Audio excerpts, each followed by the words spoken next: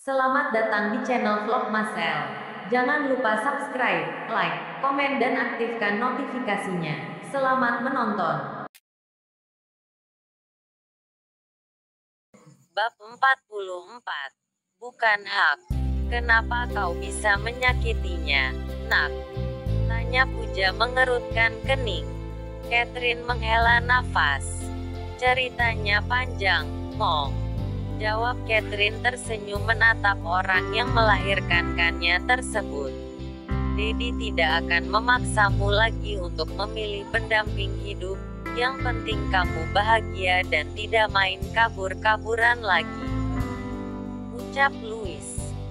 Catherine janji tidak akan kabur lagi dan sekarang Catherine pasrah dengan jalan takdir Catherine. Percuma Catherine mencoba mengejar kebahagiaan, tapi pada kenyataannya penderitaan yang Catherine dapatkan. Ucap Catherine tersenyum. Catherine akan ke Indonesia 3 hari lagi dan Catherine ingin mengajukan surat gugatan perceraian. Catherine juga akan menemui Kak Brata. Aku sangat merindukannya. Catherine menatap dadinya dengan senyum yang mengembang. Momi sangat bahagia kamu kembali, Nak. Momi harap kamu tidak akan meninggalkan Momi lagi, ucap Puja tersenyum. Catherine juga bahagia mendapatkan maaf dari Dedi dan Momi.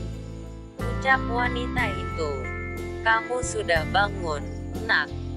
Tanya Rani tersenyum di samping Putri.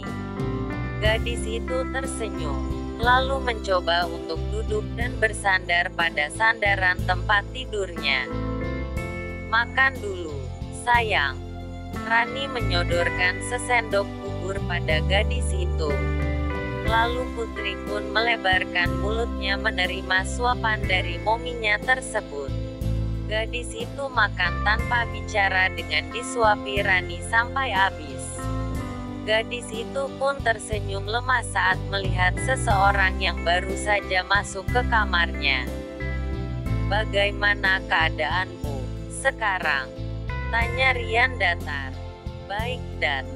Jawab Putri. Dedi mau bicara denganmu. Ucap Rian tersenyum kaku. Pria itu tidak tega melihat putrinya berwajah sendu. Gadis yang biasanya selalu ceria penuh kebahagiaan. Namun, setelah dipaksa bertunangan dengan seseorang yang tidak dicintainya, kebahagiaan itu seakan menghilang berganti dengan wajah sendu yang selalu menahan air mata. Aku juga mau bicara dengan Dedi dan Momi. Ucap Putri tersenyum sendu. Kamu mau bicara apa, Nak? Katakan apapun yang ingin kau katakan. Kami tidak akan memaksamu lagi untuk bertunangan dengan Tuan Muda Devan jika kau tidak menginginkannya. Ucap Rani. Aku menerima perjodohanku dengan Kak Devan. Tidak ada alasan lagi bagiku untuk menolak pertunangan itu, Mong. Ucap Putri tersenyum kaku. Benarkah, Nak? Tanya Rani tersenyum. Putri hanya menganggukkan kepalanya dengan senyum sendu. Jika kamu merasa tersiksa dengan pertunangan ini, kami tidak akan memaksanya lagi. Ucap Rian datar. Aku akan mencoba mencintai Kak Devan, Dat. Meskipun aku belum tahu hasilnya seperti apa. Ucap Putri pasrah. Aku tidak akan mengecewakanmu. Aku akan mencoba menggagalkan pertunangan ini. Aku sangat yakin bahwa Roy mencintai Putri. Aku akan berusaha meyakinkannya. Hanya dia satu-satunya harapanku agar pertunanganku dengan Putri batal. Aku percaya kamulah jodohku. Aku hanya ingin bersanding denganmu, dengan restu orang tua kita. Ucap Devan tersenyum seraya membelai bingkai foto Catherine. Tok tok tok. Devan. Sarapan dulu, Nak. Panggil Garasia dari balik pintu. Iya bentar, Mong. jawab Devan seraya meletakkan foto Catherine beranjak dan dinakasnya. Biasanya pria itu meletakkan foto Catherine di dalam lemarinya karena ia tidak ingin seorang pun tahu tentang Catherine termasuk keluarganya.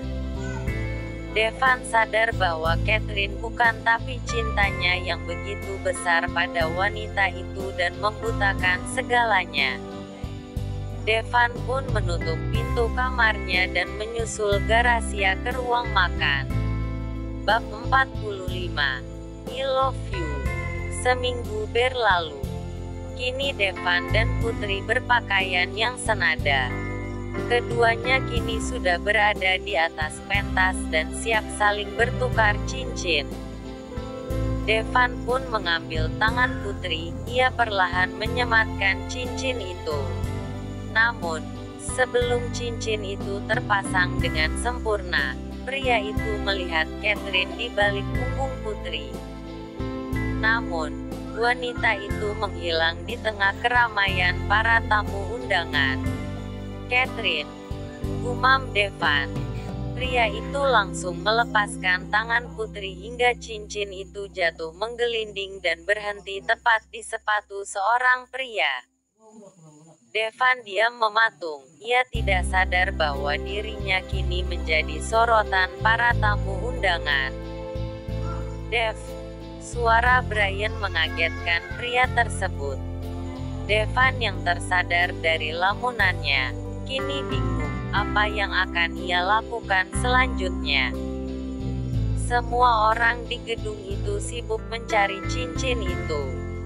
Namun, tiba-tiba pria yang menemukan cincin tersebut menaiki pentas dan menyerahkan cincin tersebut pada Devan. "Ini cincinnya, Tuan," ucap pria itu. Ia langsung balik badan dan hendak pergi. Namun, Devan memegang pundaknya hingga langkah pria tersebut terhenti. "Seharusnya kamu yang bertunangan dengan Putri, Roy," ucap Devan seraya melangkah mendekati pria itu dan menyerahkan cincinnya pada pria tersebut. "Kejadian tadi membuktikan bahwa kalian saling mencintai, aku hanya penghalang bagi kalian," ucap Devan. "Tidak Tuan," jawab Roy. "Berhentilah menyangkal perasaanmu, sebelum kau kehilangan segalanya," ucap Devan. Semua orang di gedung itu mematung, menyaksikan drama yang digelar oleh Devan. Devan balik badan, lalu mendekati kedua orang tuanya. "Datmo, Devan mohon, maafin Devan dan restui mereka. Apakah kalian tega melihat orang yang saling mencintai terpisah karena kehadiran Devan?" tanya Devan dengan mata sendu. "Terserah kamu saja," ucap Brian datar. "Aku selalu maafin kamu, sebelum kamu minta maaf, nak," ucap Gracia tersenyum.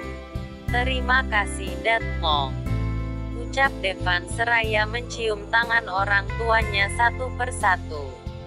Setelah itu, Devan beralih mendekati Ryan dan Rani, lalu berdiri di hadapan keduanya. "Om, Tante, seperti yang kuucapkan pada orang tuaku, Devan mohon, restui hubungan Roy dan Putri ya." Devan tersenyum lembut. "Kami merestuinya jika Putri bahagia," ucap Ryan seraya tersenyum tipis. "Terima kasih Om, Tante," ucap Devan seraya membungkukkan sedikit badannya. Lalu pria itu mendekati Roy dan Putri sambil mengambil tangan keduanya.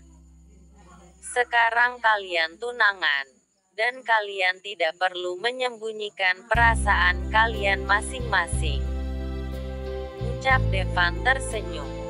"Tapi aku tidak mau bertunangan dengan orang yang tidak mencintaiku, Kak. Aku tidak mau terluka dan sakit hati," ucap Putri seraya menatap Roy tajam. "I love you," ucap Roy tanpa basa-basi dan tentunya dengan wajah datar. Kamu bilang I love you seakan terpaksa banget. Katakan dengan benar dan tersenyumlah sedikit jika tidak bisa tersenyum banyak. Ucap putri yang masih menatap Roy datar. I love you, my badas. Ucap Roy tersenyum tipis.